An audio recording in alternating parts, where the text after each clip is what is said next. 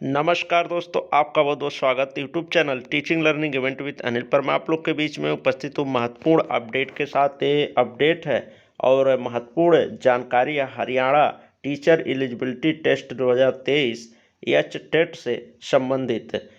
क्या पात्रता परीक्षा का सिलेबस रहेगा और किस विषय के लिए, या level first, level second, level third, इन तीनों के लिए क्या क्या योग्यताएं रखी गई हैं। प्राथमिक में बीएड को लिया जा रहा है या नहीं लिया जा रहा है, इस संपूर्ण प्रक्रिया को इसमें देखेंगे और सिलेबस और परीक्षा से संबंधित जो पाठ्यक्रम है उसको देखेंगे। जो ऑफिशियल सिलेबस है 2023 का और बीएड प्राथमिक में इसमें लिया जा रहा है या नहीं, इन सभी चीज़ों को इस वीडियो में कवर करेंगे। तो आइए देख लेते हैं इस चीज़ को। वीडियो को ज़्यादा से ज़्यादा शेयर अवश्य कर दें। तो आइए देख लेते हैं। ये है सूचना पत्रक, यहाँ पर आप देख सकते हैं। कल के वीडियो में भी मैंने बताया था, फिर एक बार बता दे रहा हूँ कि लेवल 1 स्तर के लिए फर्स्ट लेवल अगर अप्लाई कर रहे हैं आप, तो अगर वहाँ के हरियाणा के अधिवासी या अस्थायी निवास के अनुसूचित जाति और दिव्यांग उम्मीदवार आप हैं तो 500 रुपये आपको पे करने होंगे। 2 स्तर के लिए 900, 3 स्तर के लिए 1200 रुपये। और कल ये बताया था मैंने, यहाँ पर ऑनलाइन आवेदन प्रणाली प्रारंभ है 30 अक्टूबर से ही और अंतिम तिथि इसकी आपकी 10/11/2023 और सुधार आप संशोधन कर सकते हैं 11 से 12 नवंबर के बीच। तो 10 नवंबर इसकी लास्ट डेट है। 30 अक्टूबर से ऑनलाइन प्रक्रिया एच टेट 2023 की शुरू हो चुकी है और सुधार की जो डेट है 11 से 12 नवंबर है। अब आइए इसके सिलेबस को देख लेते हैं। क्या सिलेबस रखा गया है या क्या योग्यताएं हैं प्राथमिक लेवल फर्स्ट के लिए, लेवल सेकंड के लिए। तो यहाँ पर आप देख सकते हैं मुख्य पॉइंटों को मैं बताऊंगा इसमें जो आपके लिए ज़रूरी है। तो पहले न्यूनतम शैक्षिक योग्यता को देख लेते हैं। स्तर 1 से 5 तक के शिक्षक बनने के लिए, प्राथमिक शिक्षक के लिए क्या योग्यता है। तो पहली जो योग्यता आप देख सकते हैं, न्यूनतम 50% अंकों के साथ वरिष्ठ माध्यमिक या इसके समकक्ष और एनसीटी मान्यता मानदंड और प्रक्रिया विनियम 2007 के अनुसार किसी, जैसा कि 31 अगस्त 2009 को अधिसूचित है, मौलिक शिक्षा में 2 वर्षीय डिप्लोमा हो, चाहे किसी भी नाम से ज्ञात हो, या 2 वर्षीय डिप्लोमा के अंतिम वर्ष में शामिल हों। तो यहाँ पर आप देख सकते हैं अपेयरिंग स्टूडेंट को भी लिया जा रहा है इस भर्ती में। तो जो अंतिम वर्ष में अपने पाठ्यक्रम के हैं डिप्लोमा या बीएड के, बीएड को इसमें प्राथमिक में नहीं लिया जा रहा। अभी पूरी चीज़ों को देखेंगे तो आप जान जाएंगे।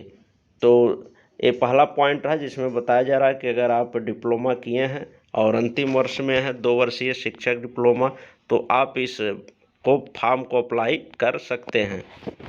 अगली जो क्वालिफ़िकेशन है इसके अप्लाई करने को, इसको देख सकते हैं आप यहाँ पर।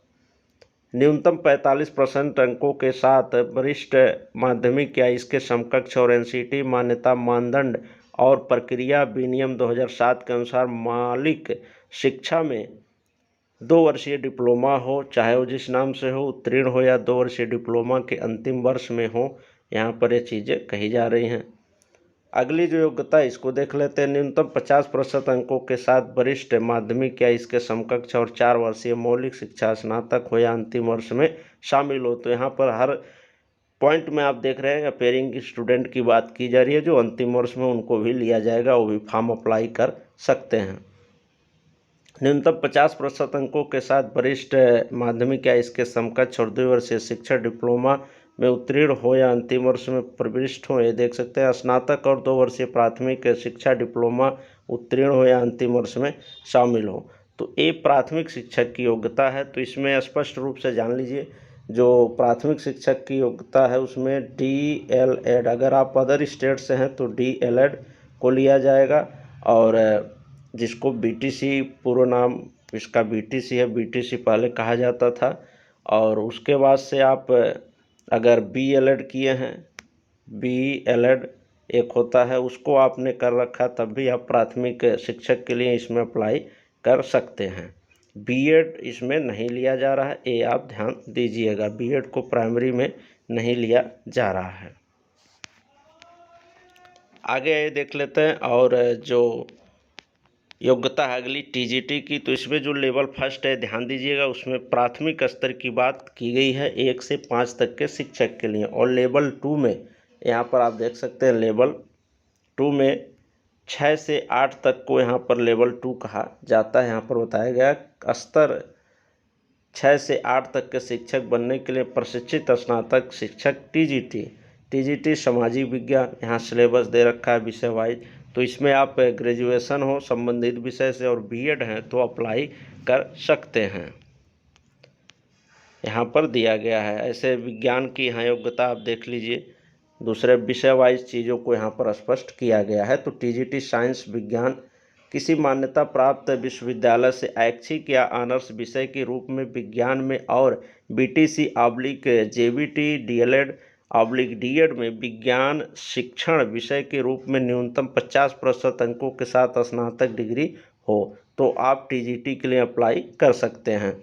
दूसरी योग्यता यहाँ पर दे रखी है, किसी मान्यता प्राप्त विश्वविद्यालय से ऐच्छिक या ऑनर्स विषय के रूप में विज्ञान में न्यूनतम 50% अंक के साथ डिग्री और राष्ट्रीय अध्यापक शिक्षक परिषद मान्यता मानदंड और प्रक्रिया विनियमों के अनुसार बीएड शिक्षा स्नातक हो आप विज्ञान अध्ययन के एक शिक्षण विषय के रूप में हो।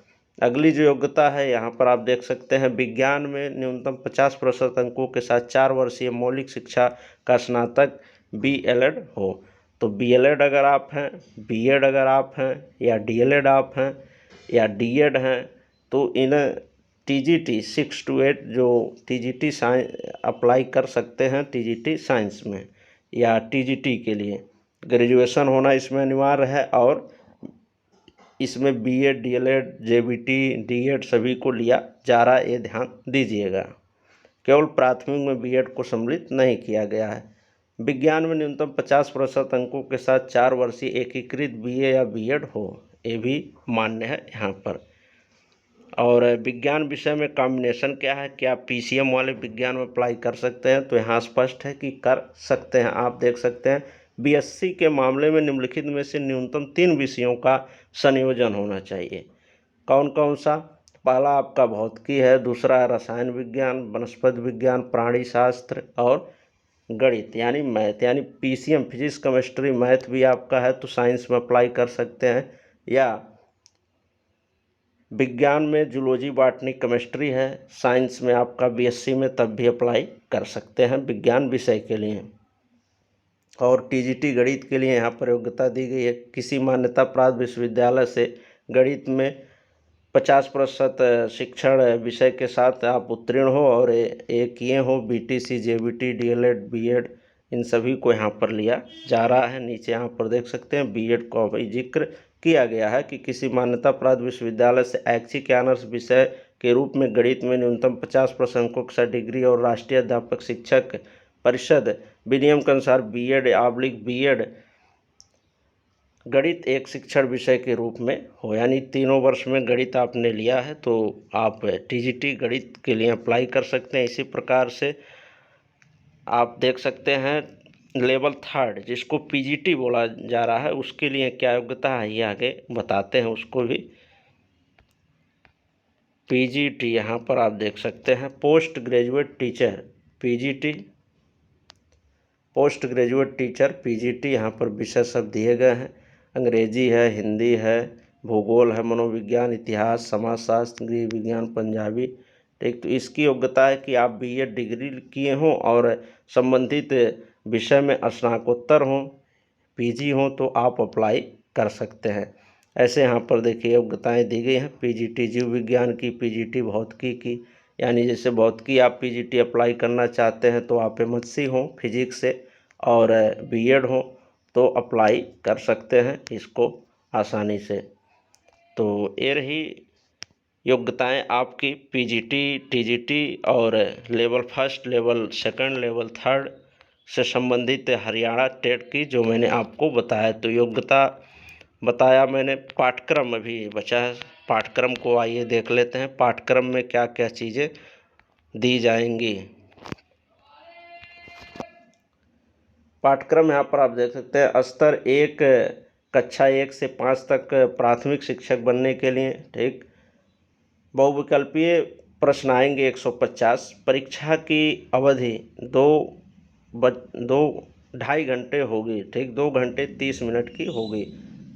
और इसमें पूछे जाएंगे बाल विकास और शिक्षा शास्त्र, 30 MCQs रहेंगे, 30 अंक के रहेंगे। और भाषा से संबंधित हिंदी अंग्रेजी का ऑप्शन रहेगा, ठीक, 15-15 क्वेश्चन रहेंगे भाषा से, 30 नंबर के, 30 अंक के। समान अध्ययन में आपके पूछे जाएंगे मात्रात्मक योग्यता से 10 क्वेश्चन, तर्क क्षमता से 10 और हरियाणा जीके एवं जागरूकता से 10 प्रश्न। ये टोटल 30 रहेंगे और 30 अंक के रहेंगे। गणित से 30 MCQs पूछे जाएंगे आपके, ये भी 30 अंक के रहेंगे। पर्यावरण अध्ययन EVS पूछा जाएगा, 30 बहुविकल्पीय प्रश्न का 30 अंक का रहेगा। टोटल इस प्रकार से 150 अंक की ये परीक्षा होगी। और इसमें बता दें नेगेटिव मार्किंग नहीं है, यहाँ पर ऊपर आप देख सकते हैं। यह स्टेट में सभी प्रश्न बहुविकल्पीय प्रश्न होंगे, प्रत्येक को 1 अंक दिया जाएगा, जिसमें 4 विकल्प दिए गए हैं जिनमें से 1 सही उत्तर होगा। कोई नकारात्मक अंकन नहीं होगा। तीनों सत्रों के लिए विस्तृत योजना और संरचना नीचे दी गई जो मैंने अभी बताया, तो यहाँ पर नेगेटिव मार्किंग नहीं है। तो इस प्रकार से प्रश्न आपके पूछे जाएंगे, ठीक। ऐसे आपका जो TGT है, ऐसे उसमें डिवाइड है चीज़ें, यहाँ पर आप देख सकते हैं। TGT के लिए भी 30-30 प्रश्न ऐसे रहेंगे, 150 प्रश्न। और TGT में एक चीज़ यहाँ पर अलग हो जाएगा, चौथा पॉइंट जो है, विकल्प के अनुसार जो आपका स्नातक में विषय है स्पष्ट, जैसे विज्ञान या गणित के शिक्षक आप बनना चाहते हैं तो विज्ञान से यहाँ पर स्पेशल सब्जेक्ट से आपके 60 क्वेश्चन रहेंगे, 60 अंक के रहेंगे, ठीक। और बाकी ऊपर जो चीज़ें मैंने बताया सेम है। भाषा रहेगा, CDP रहेगा 30, ठीक। समान अध्ययन में मात्रात्मक योग्यता, तर्क शक्ति, हरियाणा जीके एवं जागरूकता से संबंधित ओवरऑल कुल 30 प्रश्न पूछे जाएंगे।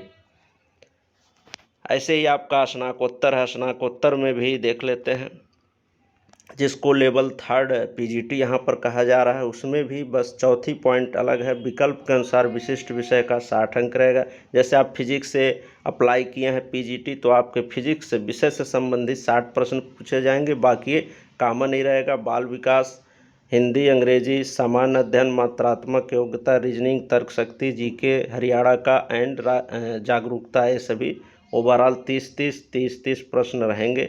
और यहाँ पर 60 आपका स्पेशल सब्जेक्ट हो जाएगा। इस प्रकार से कुल 150 अंक के प्रश्न पूछे जाएंगे।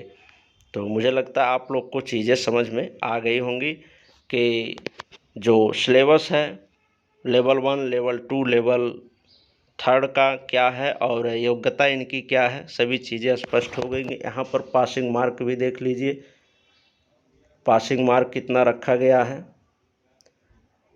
अनुसूचित जाति और दिव्यांगों को छोड़कर सभी श्रेणी के लिए 60%, यानी अगर आप अदर स्टेट से हैं या जनरल में हैं हरियाणा से, तो आपको लाने होंगे 60%, यानी 150 में 90 नंबर।